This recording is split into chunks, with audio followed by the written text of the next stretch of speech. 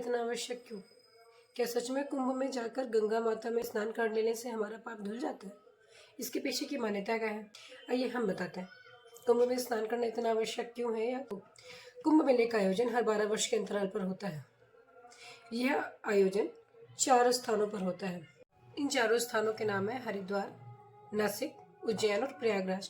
प्रयागराज में हर 6 महीने के अंतराल पर अर्धकुंभ का आयोजन भी किया जाता है। अंतिम अर्धकुंभ वहां पर 2013 के बाद 2019 में हुआ था।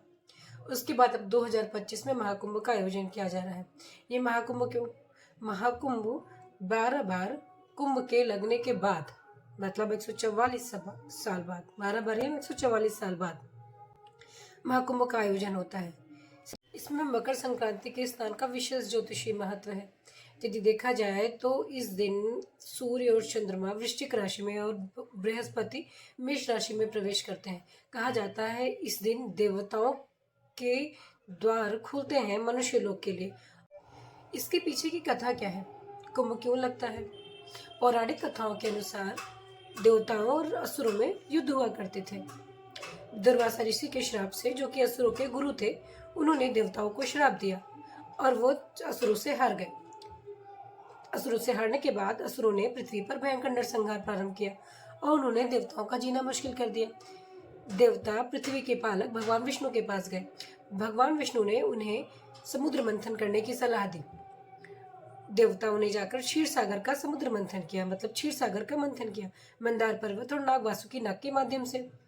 उस समुद्र मंथन से 13 रत्न प्राप्त हुए। उन 13 रत्नों में से एक विष भी था और अमृत भी था। विष के बारे में तो आप जानते हैं, जिसे भगवान शिव ने अपने कंठ में धारण किया हुआ है, जिस कारण उनके कंठ का रंग नीला पड़ गया है। और वहां से जो अमृत प्राप्त हुआ था उसे भगवान धन्वंतरी लेकर प्रकट हुए थे। उस अमृत को लेकर के देवताओं और असुरों में भयानक युद्ध छिड़ गया। इन्होंने 12 दिनों तक लगातार युद्ध किया। देवलोक के 12 दिन पृथ्वी लोक के 12 वर्षों के समान होते हैं। उस युद्ध में अमृत की कई बूंदें इधर उधर छलकी, जिसमें से 8 बूंदें देवलोक में और 4 बूंदें पृथ्वी लोक पे छलकी। इन 4 बूंदों में जो 4 बूंद जहाँ पे गिरे उनके नाम मैंने आपको शुरुआत में बताया, जिनका नाम परस्पर नासिक, प्रयागराज, उज्जैन और हरिद्वार है।